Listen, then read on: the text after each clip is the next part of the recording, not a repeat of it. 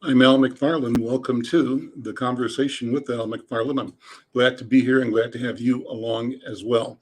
Happy Monday to you. Hope you had a great weekend. It's going to be a warm day. A warm Minnesota means like 40s, I think. And that's really awesome after we've got some very, very rough, difficult winters and cold winters and snowy winters.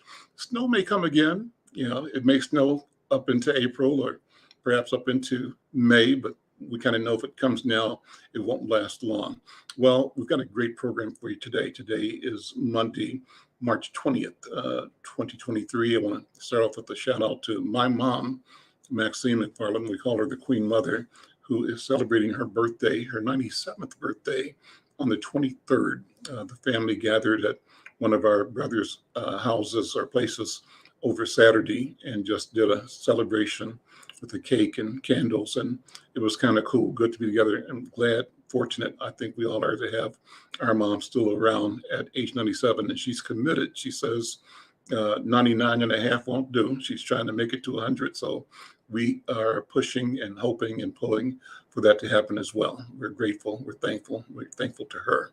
Well, today I want to focus on education issues, legacy issues, and I'm going to be talking after the hot topics with two leaders in arts and education in Twin Cities, a former school board member, Cindi Booker, former member of the Minneapolis School Board, and Lori LEDOUX is currently an arts district director, arts district program facilitator.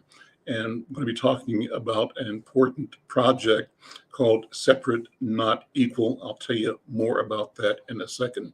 And before I go any further, I want to invite you to support this work, support this conversation, support the conversation with Al McFarlane by joining our YouTube channel. And the idea is go over to the Insight News YouTube channel, subscribe, like, and share. And we've got, like I said, around 300 or so subscribers right now. We want to get to 1,000, and we can do that one subscriber at a time. Doesn't cost you anything. It's easy to do. You may be joining us on Facebook or on Twitter or on LinkedIn, and we appreciate you wherever you are. But we're asking a specific, particular act, favor, and that is that you click on over to YouTube Insight News channel and be a subscriber to our channel there. Well, we start with hot topics. You know what? And plus, wherever we are, we want you to send us a note. Let us know with your comments where you are and where you're watching from. And we want to thank you for joining the program. So today's hot topics, I have two. Both are important, and I want to get started with them.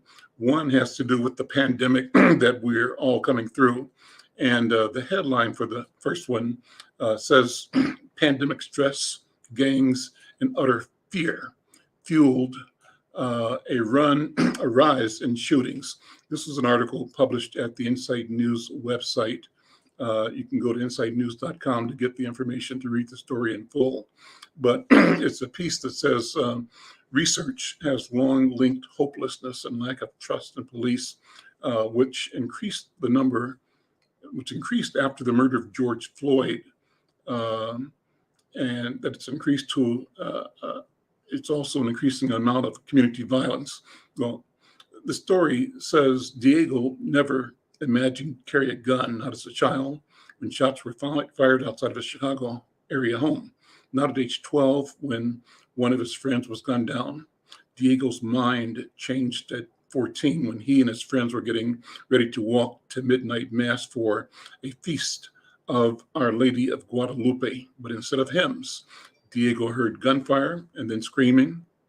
A gang member shot two people, including one of Diego's friends, who was hit 9 times. Diego said, my friend was bleeding out, and he asked the reporter who wrote the story not to use his last name as he talked about the experience of seeing his friend lying there on the ground. He said the friend was choking on his own blood. So the attack left Diego's friend paralyzed from the waist down, and it left Diego, one of a growing number of teens who witnessed gun violence, traumatized and afraid to go outside without a gun. Research shows that adolescents exposed to gun violence are twice as likely to as others to perpetrate a serious violent crime within 2 years, perpetuating a cycle that can be hard to interrupt. Well, the story goes on, but it talks about disturbing trends in violence, and gives you details, and talks about the limits of dealing with that. And it features a conversation with Dr. Selwyn Rogers, who's a founding director of University of Chicago's Medicine Trauma Center. And in the past 6 years, it says the trauma center has seen the number of gunshot wounds in children under 16 double. So I throw that out to say this question of violence and violence among young people is real. It's serious. That was kind of the content of my conversation with our friend Spike Moss last week. Spike Moss not only talked about the work that we've done and had to do as freedom fighters seeking to free ourselves from the impact of oppression, of racism, but he said our fight now is also internal, or internal more than ever before, because we have to fight the consequences of internalized racism that shows up in our people hating our people, and our young people in particular killing our young people and anybody else. So glad to hear your thoughts on the topic, your suggestions, your ideas on what we can do, need to do to address the question of gun violence in our community. And what I believe is that whatever answers may arise will be answers that come from us. And we have to decide that this is a problem. We are not the problem, but we are the solution. And we simply need to spend time with each other like this in conversation, coming up with ways that we think are going to move the dial forward in getting our communities safe in a sense like we thought they used to be. We said they used to be. Well, the second hot topic is about a House bill over at the Minnesota legislature that mandates smaller K-12 class sizes and also boosts formula funding formula. So this is a piece by Steve Abrams at the House Session Daily, piece from yesterday, March 19th. And again, you can see it on the Insight News website. And Steve writes that class sizes in Minnesota schools are spiraling out of control. And parents and educators are saying that the classrooms of 30 and 35 students are becoming increasingly common, and that impairs educational outcomes, causing teacher burnout. So Representative Zach Stevenson, DFLer from Coon Rapids, sees this as a dire situation that requires drastic measures. He says, class size matters. Too many students in the classroom makes individualized attention virtually impossible. He says small class sizes have long-term benefits for students, particularly in the early years of education. So he sponsored this House File 2619, a bill that would mandate class size ratios in K-12 schools and provide dedicated funding to achieve this end. And so Friday, the House Education Finance Committee laid over the proposal as amended for possible inclusion in an omnibus bill. Well, what they've agreed upon so far in this budget is that there should be 17 students to one educator for kindergarten through grade 3, 21 to 1 in grades 4 through 9, and 23 to 1 in grades 10 through 12. Well, what are your thoughts about that? What's your experience wherever you are in Twin Cities, around Minnesota, around the country? I'd be glad to listen to you or hear your concerns. And what you can do is just drop them in the chat and send us notes or ideas or references to how your community is dealing with the problem of overcrowded classrooms, getting teacher-student ratios where they're manageable and where they benefit the student and ensure that every student has access to individualized instruction that she or he needs. Well, let me continue now and bring my two guests in. There's an exciting exhibit at the Hennepin History, I think the formal name I'll tell you in a second, of the organization, History Museum, I believe it's called. And the exhibit is called Separate, Not Equal. And the exhibit documents what's called the Hale-Field Pairing, Hale Elementary School, Field Elementary School. And this is exhibit is going through April 1st, 2023. 2001 marked the 50th anniversary of the pairing of these two elementary schools, Hale School and Field School in South Minneapolis. And the topic of school segregation in the years leading up to the merger polarized the city. And so I want to go over that. What was it like, and what were the issues, and what are we learning about that right now? And to begin the conversation, I want to bring on my friend Cindi Booker, who's a native Minnesotan. I believe you're native here, Cindi, but I know you have the experience and the advantage of being a former board member in the Minneapolis public schools. So talk about the background. What were the dynamics of there being a field school, who it served traditionally, historically, and the Hale School, and who it served traditionally, and why there was such a monumental conflict as the change was about to happen 50 years ago. Well, thanks a lot. Thanks for having us here to share some important history with Minneapolis. So yes, I am a native Minnesotan, and I actually was part of the Hale-Field Pairing. So when I was in first grade, that's when I was bused off to health school. And what's really unique about the Hale-Field Pairing, it was two-way busing. And so that means that both communities had to go in each other's community. It started with a lawsuit regarding Booker versus Board of the Education. No relationship to me, but field school was predominantly African American, 94%.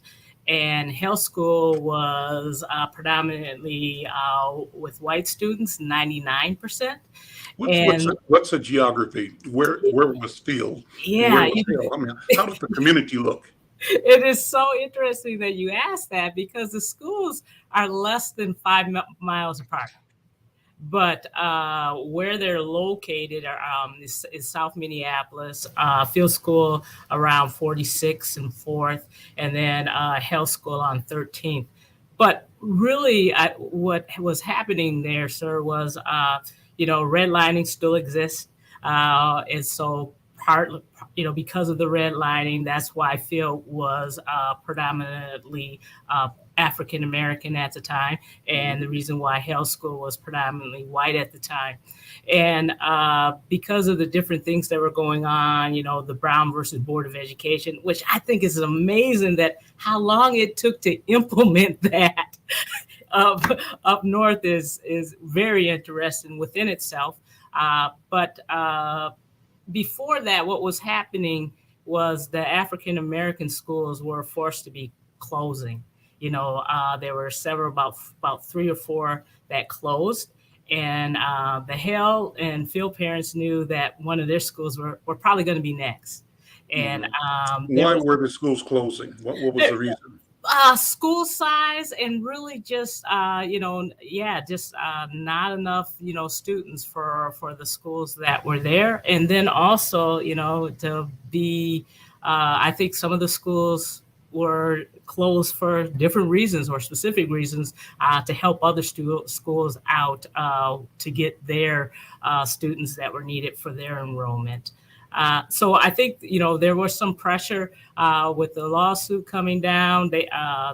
Some parents wanted to kind of decide as a unit. And then there was a lot of opposition for it, though, as well.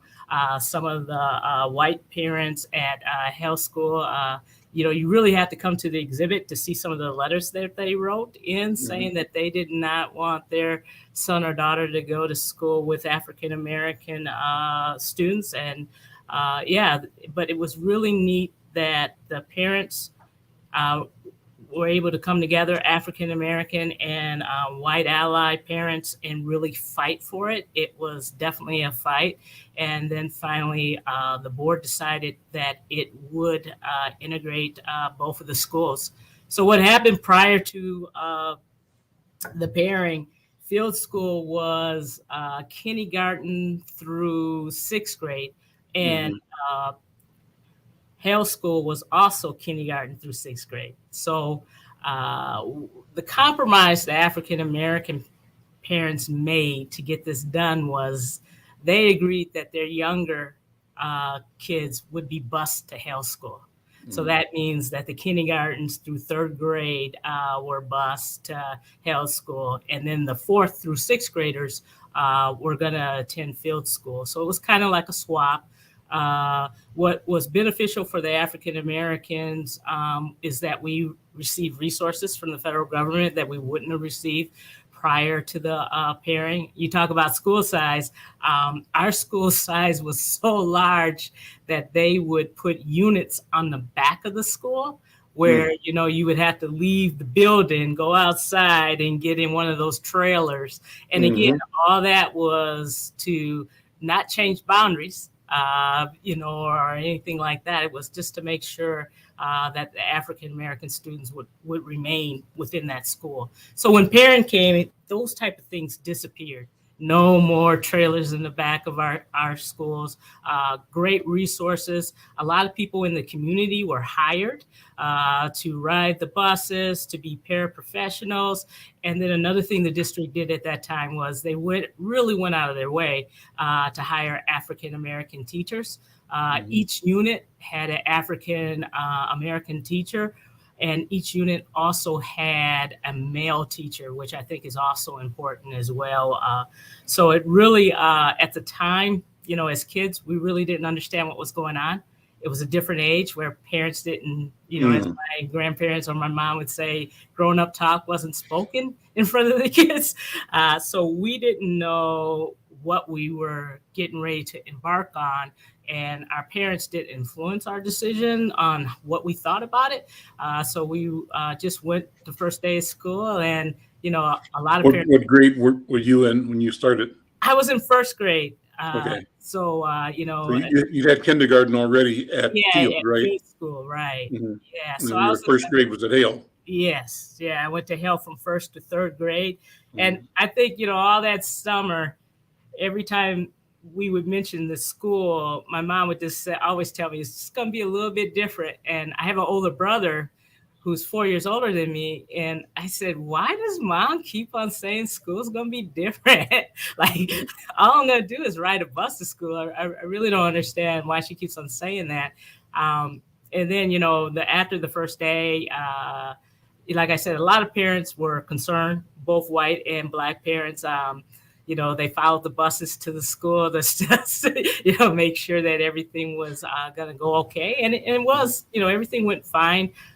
For me, I think it helped me a lot of just meeting and greeting other people and having that dialogue and the openness. I'm getting ready to, I'm going to tell my age here, but a lot of us that went to Hale-Field we graduated from Washburn High School, and we're planning our 40th anniversary from graduating. And everyone still, speaks about the Hale-Field pairing. And all while we were in high school, we went to Anthony, then we went to Washburn afterwards. And everyone always said it was kind of like a pack or a fraternity or sorority. Yeah, if you were a Hale-Field person, that we always stuck together, different races sticking together. So it was a good experience, I think. Let me bring Lori LeDoux in. Lori LeDoux is, as I said, Minneapolis Public Schools K-12 Arts District Program Facilitator, and been with the district 13 years and a beginner teaching career as an elementary dance specialist. She currently supports the arts programming, specifically dance theater, visual and media arts and music across the district, along with her colleague, Dr. Adrian Davis. Lori, welcome to the program. Hi, thank you. What does this exhibit mean to you? Why is it important? And what kind of personal history do you have with the district to inform your perception and participation in the narrative? Yes, thank you.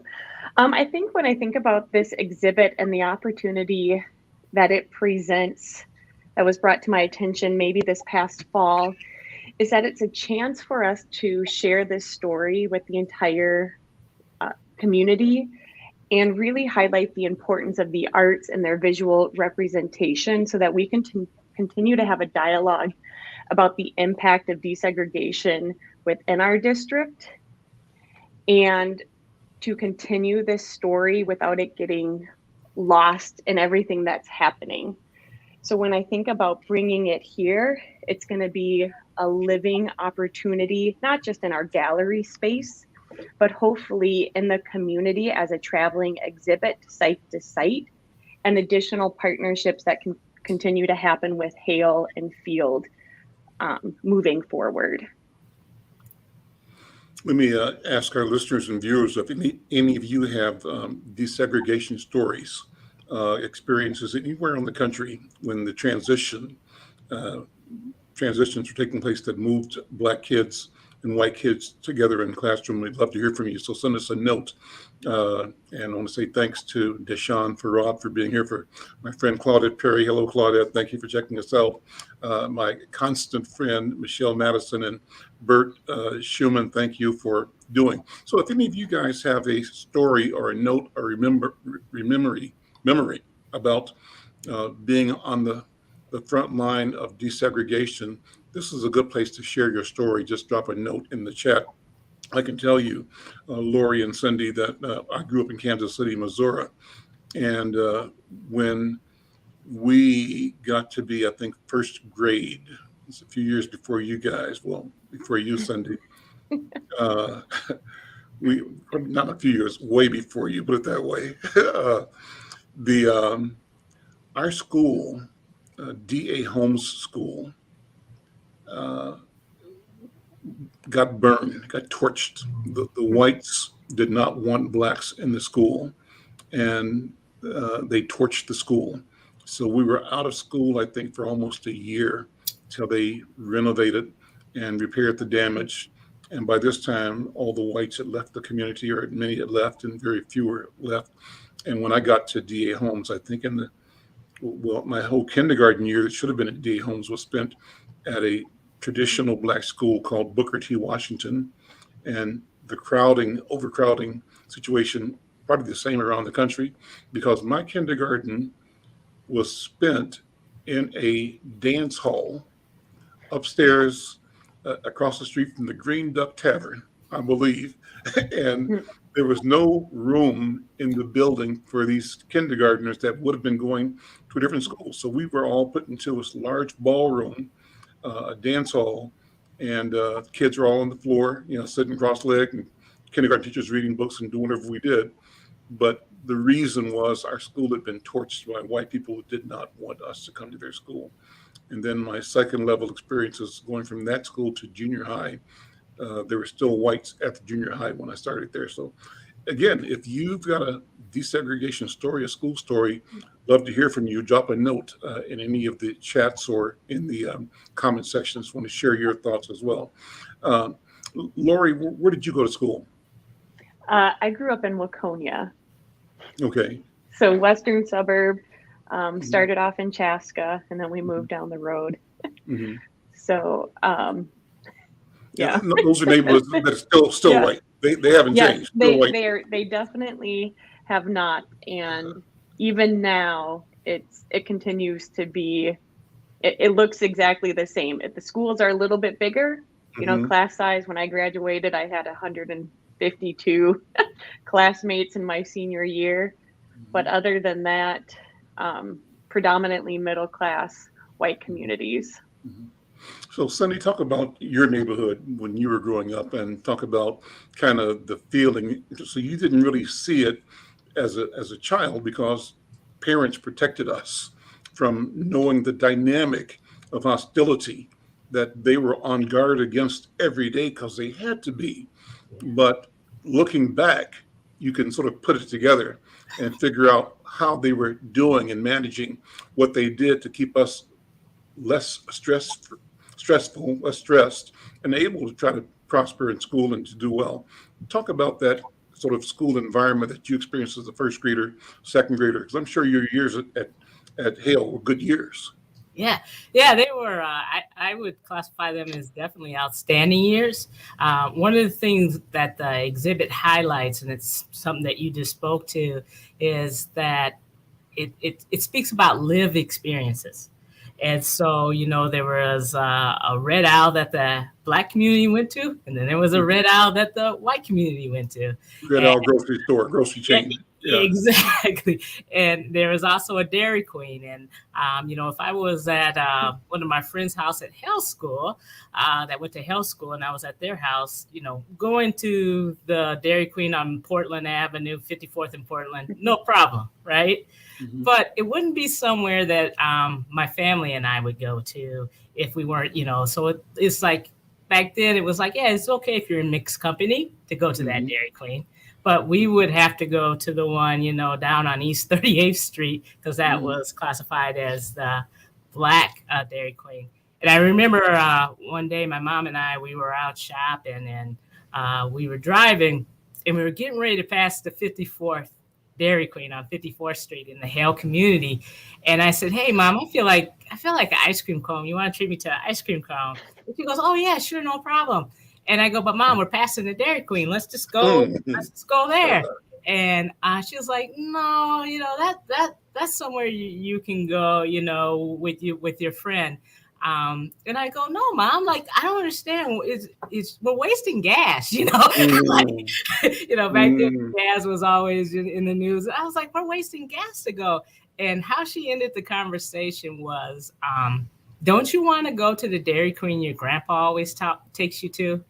And then I was just like, "Yeah, you're right. Let's go to that Dairy Queen." So like things like that would come up where they wouldn't explain it like, we can't go there, or we're going to get stared at if we go there, or it might be uncomfortable.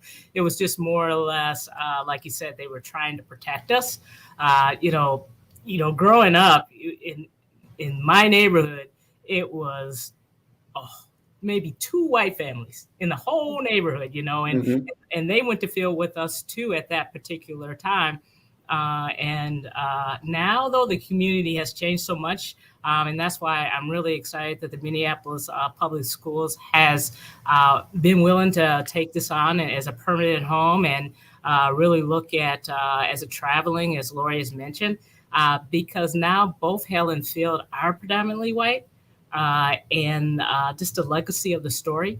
I remember when we were celebrating the 45th anniversary, I was explaining to a colleague that I had to leave work because I was on the panel of the desegregation of the Minneapolis Public Schools. And there's a couple of people, professors from the University of Minnesota, and they were there, and they were like, "The Minneapolis Public Schools have never been segregated, Cindi. What are you talking about?" And so then, I went and got some other people. They kind of said, yeah, they were segregated based off of, they used the real estate, and that's how they were segregated. Mm-hmm. But it's important that the story be told. And so I'm really excited that Minneapolis Public Schools has agreed to take it on, and its legacy and its history that I think is valuable to everyone. And sometimes when you live up north, you don't think those type of things happen here. Within the exhibit refers the Minnehaha Creek as the Mason-Dixon line, right? That it was a division where, you didn't want to cross that line if it started getting dark, or again, if you want to go to a certain Dairy Queen or a certain grocery store, even if it was closer to your house, it wouldn't make sense, to do that. So I'm really excited, and thank you, Lori, and your team for this taking on the exhibit. And I can't, it's everyone's future to hear about it, and just more than excited. And so where will the exhibit be? Where is it now? Where will it be? And how will people connect with it? Lori? Yes. Great. So it's currently on display at the Hennepin History Museum, I believe, through April 2nd. After that, the address? I would have to pull up the address. It's over by the MIA, and it is I will find it. It's at 2303 3rd Avenue South.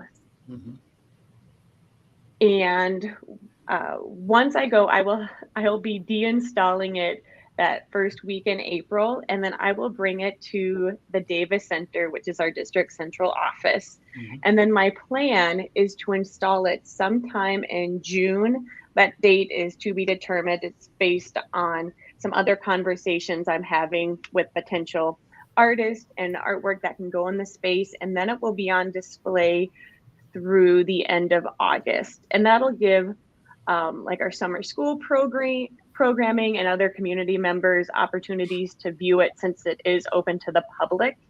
And then it gives myself and the Hale-Field community an opportunity to collaborate on additional components that we can add to it. One of my favorite parts of the exhibit are the student interviews.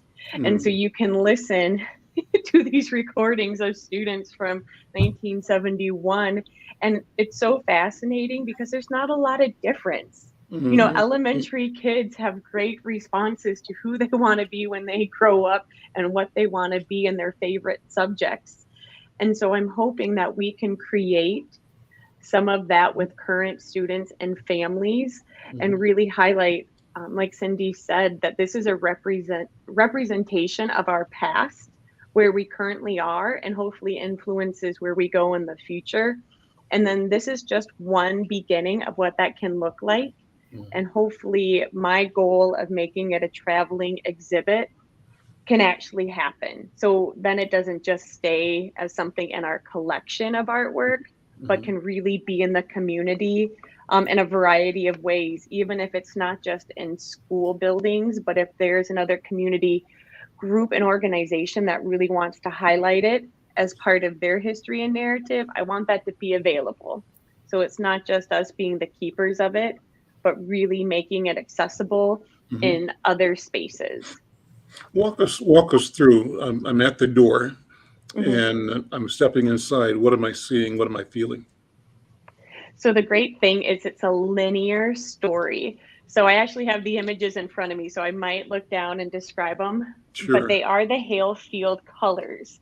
And Cindi, were those this is what I don't know, were those made for both schools or were those existing school colors like the blue, red, green, yellow, orange?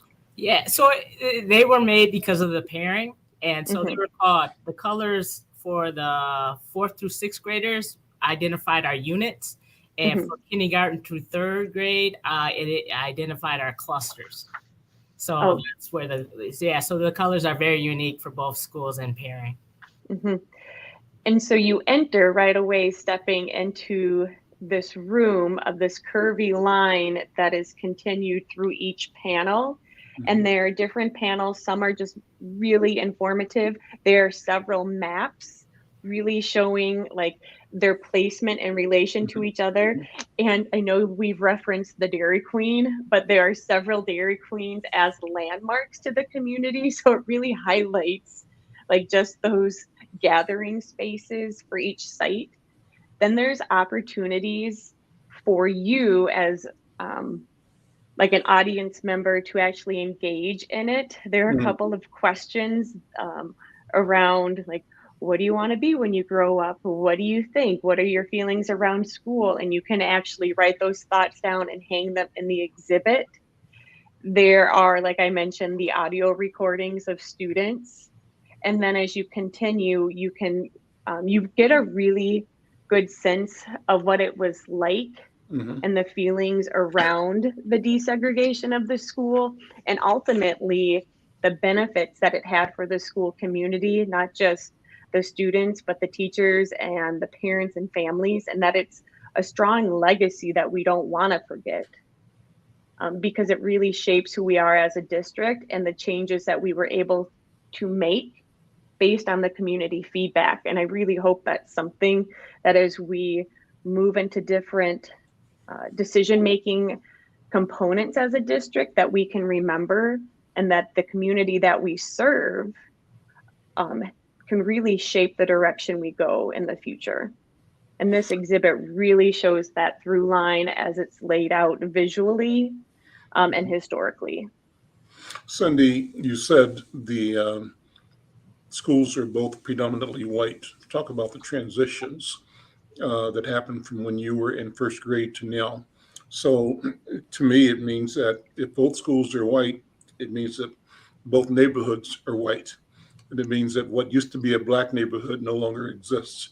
It's a neighborhood that black people live in, but it's not a black neighborhood. Am I seeing this wrong or saying it wrong? You are 100% correct. So when I was a kid, I told you there were 2 white families on the block, and now my mom still lives in the house, and what block were you on? What 100 block? 47th and 3rd. And right now there's 3 black families. I lived on 47th and Clinton. Oh, wow. So it's like two blocks from you, or 1 block? Yeah. 1 block over? Yeah, exactly. 1 block over. But not back in this. I was there in 71, 72, but I was already a grown person at the time. Okay. But yeah, so the neighborhood has changed, and the black families that live there now are the black families that were there, right? When I was there. So there's not new black families moving in.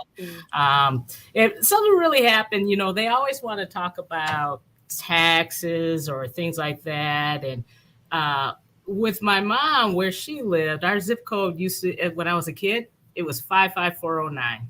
And then probably 6 years ago, they changed it to 55419. Oh. And changing the zip code puts you in a different real estate bucket, right? And the comps are run differently, right?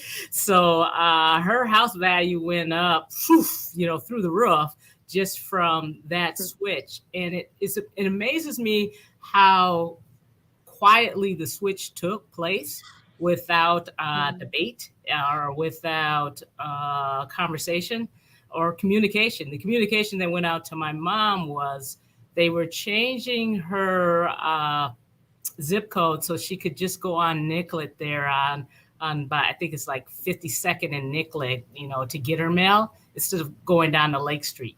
That was the communication. But in reality, it really changed who was going to live in, who was going to start moving into that neighborhood based off of, the housing prices and things like that. It was really a shifting of the orientation of the community as well, because I think the classic black community had always been, downtown facing, and had, immigrated out from probably the Seven Corners area. And from North Minneapolis over to South Minneapolis. What was the name they used to call Park Avenue?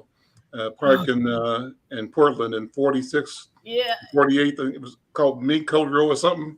Some kind of name for established middle class. Upscale black community. But all of those households, I think, have the feeling of having been downtown or having been in North Minneapolis and then migrating, up into the 30s and 40s and around Portland and Park. Those are really very beautiful neighborhoods and very quiet neighborhoods. And so this shift reoriented the community's look at itself as more focused on the Minnehaha, the Parkway, right? Yes. And less focused on downtown. Yes. And that sort of foreshadowed the shift of residential demographics. That's what I think. Sound right? Spot on. Spot on. Absolutely. And so what happened to the black people? Where'd they go? Where did we go? One of my friends, her mom was very instrumental in the Hale-Field Pairing. Like she was, and she's actually in the exhibits. She's profiled. Her name is Alberta Johnson. So she's profiled in the exhibit. So Kirsten and I, we grew up, we knew each other, ever since we can remember. And my friend Kirsten chose to move over north after going to, a historic black college and things like that. So she decided to, have her roots and start her family over north. I would say a lot of my friends have moved over north. And then also, with the opening up, after redlining per se, kind of, disappeared, or people just started like Brooklyn Park, Edina, and Bloomington, all really mixed up, where I would probably say, if I had to North Minneapolis is probably the African American place, just because everybody else has just have gone in different directions. And but our community, we went to Dr. Laura Johnson. He was the principal at Field probably in 1974. He became the principal of Field, and we were at he's recently passed. And when we were at his service, all the kids, we joked, said, "Oh, 8:00, let's go down to McCray Park." And then, from after we play the football game, then we go down, to a career class that Mrs. Young would put on, where everybody has to hear all the different speakers coming in. Those type of things, when redlining disappeared, those type of things of everyone in the community really helping each other kind of disappeared in South Minneapolis as well. I know that's one thing when I worked at North High in the late 90s. I loved the community in that high school, just how everything would come together, and you would learn together, you would have fun together, you would talk about, this social. So I really loved my North High experience when I worked for the Minneapolis Public Schools. That's wonderful. I think about, the challenge of transitions. And even though this community wanted to say that it wasn't race conscious or race aware, it really, really has always been. And in a way that is particularly vicious, because it has been able to maintain a veneer of or deception, as if it's not concerned about race, but at the same time creating impossibilities for advancement, for growth, for equity, for ownership for Black people. And even though there were periods where redlining seemed to disappear somewhat, we know it still existed, just in terms of who could get loans where, who was being shown what property, and that kind of stuff. I was thinking about I can't think of there's an example that I had in mind. It'll come back to me in a minute. When you sort of reflect on being an elementary school age child, and see, you were probably you were past the revolutionary period of the 60s and 70s. You didn't come on the scene to that. It had already gone down a little bit. What was your memory of the turmoils in North Minneapolis that had happened in the 60s, late 60s and early 70s? Yeah, so, like you said, youngster, right? But because my family, has lived in Minneapolis forever. How many generations back are you? Do you know? Just my grandparents, Okay. But they, my mom graduated from Central High in the 40s. So I would say, when we all know, like you talk about the, what was it? There's like a big, I don't know if it was the fair or I can't remember. Something went down, but Aquatennial. Yes. When the thing went downtown, when a Black girl stood up on the sidewalk and the cop had told everybody to get back off the street, and before she could sit down, the cop kind of descended on her and started beating her, and other cops jumped in and started beating her, and that opened up everything to this fight of young Black people that led to just a lot of energy. Yeah. So I think just stories like that, not being explained of just how you explained it, knowing I know what happened just like you, but then when other people start saying, no, it's just, they were just out of control, it's just kind of those things where you just kind of just shake your head and move on. But there's, that's one that really sticks in my mind. But there are a lot of other stories that you know of or what have you, that kind of is disappointing, or Sure. like you said, people don't think happen here. Like my personal story, I've shared it with you, Mr. McFarlane, about my father being murdered by a white woman, probably 2 blocks away from Cup Foods in South Minneapolis there on Chicago. And that's why I always tell people, it's like around that intersection, that's one thing that hasn't changed. If you don't mind, tell that story again. Thank you for bringing it up. Oh, no problem. Yeah, it's I was only a year old when my father was murdered, and there's lots of stories of why he was murdered or how he was murdered. But when you look at the facts, one story is, and that's kind of the facts on the streets, is that my father was in this woman's house and propositioned her, and that's why she shot him in the head, close range. But then, if you look at the different things of the proof, is when my mom got my dad's car back, blood was in the car. So if blood was in the car, he probably couldn't have been in her house. So, what's the real story of why he got shot? And no one knows, the woman that they said did it, she didn't receive any time or anything like that. But when that happened, the community rallied around our family, and they took it serious, where they, the husbands, the black husbands, they would be around at night to make sure that everybody else would be safe. So so it's just those type of stories when you hear them, or when people don't have the facts, or don't think that kind of thing happens, or if that doesn't impact someone's life, and that's why, I think my brother and I are very fortunate that the community always rallied around us and always protect us. And, when you look at stuff today, if that would happen today, a lot of social media would be out. You would go to school, everybody would know about it. Yeah. I know, all my friends know. But no one ever teased my brother or myself about it, or brought it up, or anything like that.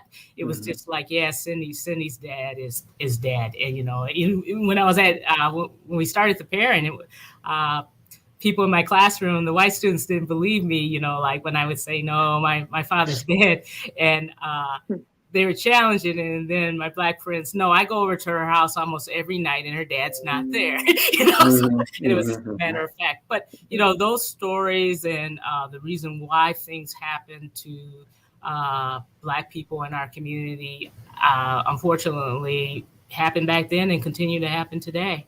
But I hope that this exhibit really illustrates how you can work together if you, and not be scared. I think that's the, as I've grown up as a professional, I've worked in a lot of places where I'm the only Black person. I work for an organization right now. I'm the only Black person in our company.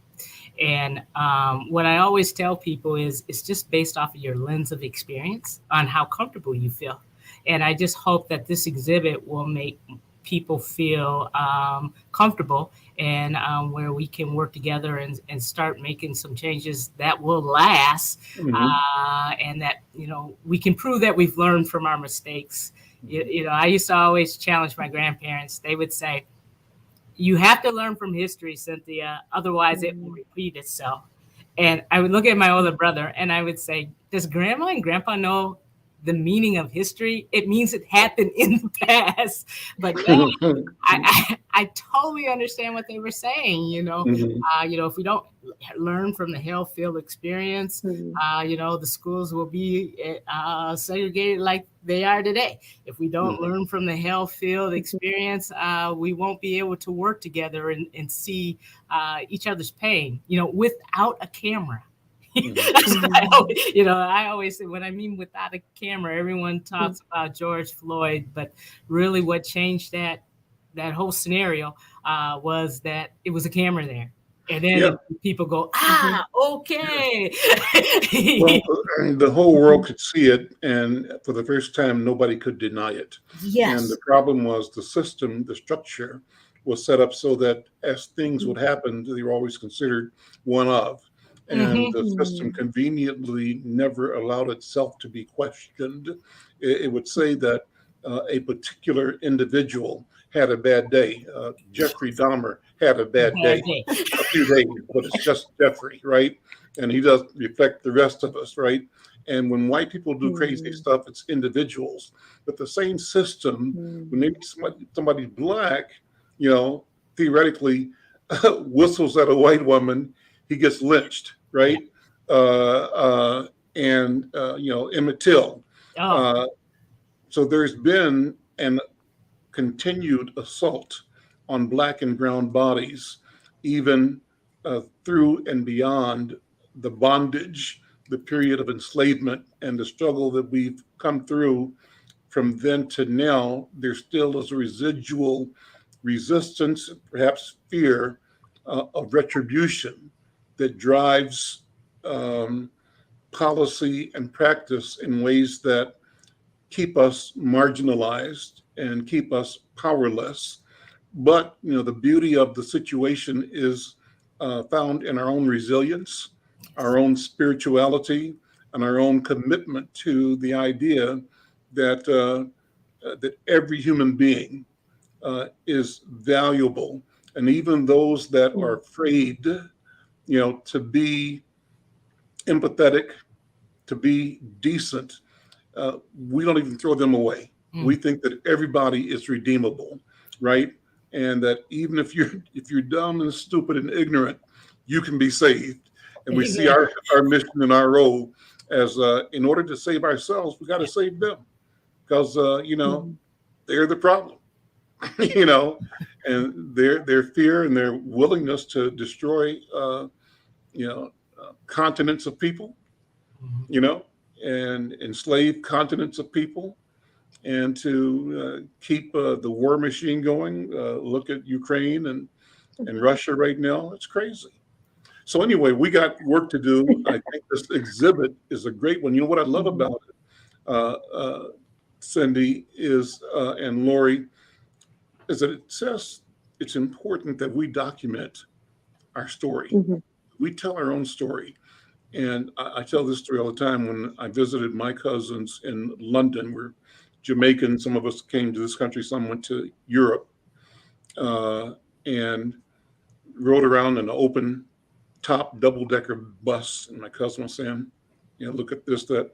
And every street corner, every intersection, there was a statue, like, larger than life. It was Lord this, Duke that, Count that, Prince this, Princess that.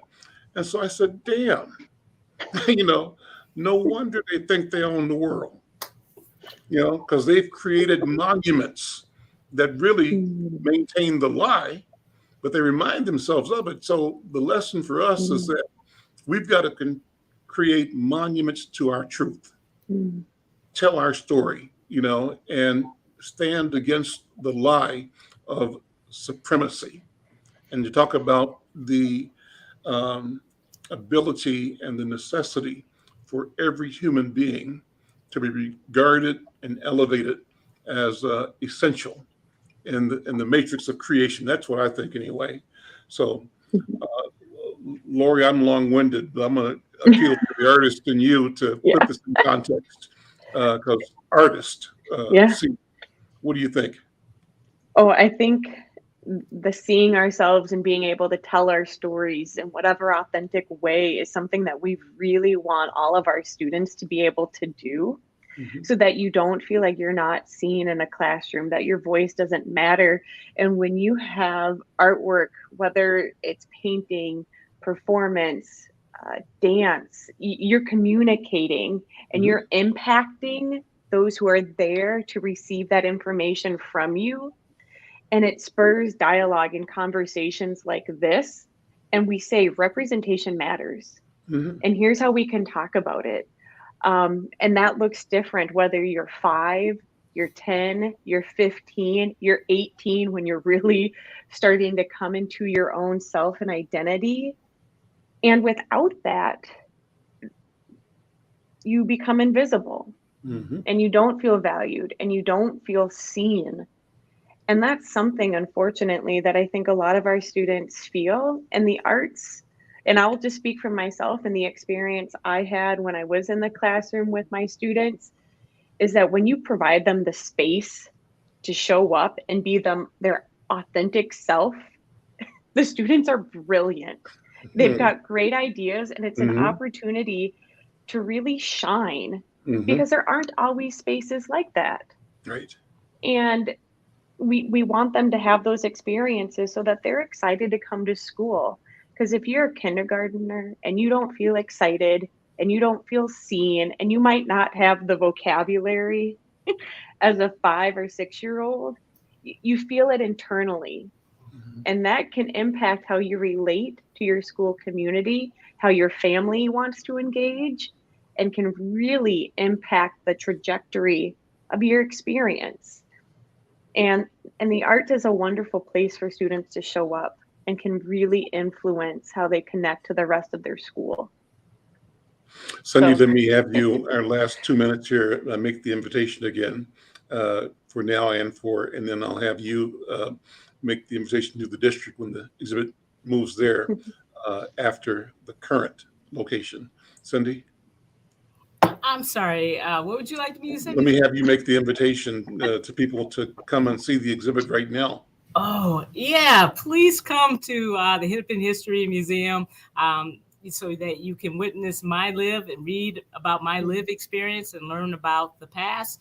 And I'm just excited that Minneapolis Public Schools is going to keep this exhibit alive forever. So thank you, Minneapolis Public Schools. Yes, And then so Lori, you can make the invitation as well. Wonderful. For, coming up within the next few months, we'll solidify a date in June. So look for communication to come out end of May, beginning of June for dates when it will be here at the Davis Center. And I'll be working with our community communications department to make sure that it gets out to the community on our social media platforms and to schools. Well, make sure we get it over to Insight News as well, and we'd be glad to invite you Absolutely. back when you're ready to Yes. install. Yes, and you can come and open see up it. at the Davis Center. Thank you, guys. Thank you so much. Lori LeDoux, Cindi Booker, thank you so much. Keep up the good work. And you're both welcome here anytime, always. I'm Al McFarlane. This is The Conversation with Al McFarlane. We'll see you tomorrow. Take care.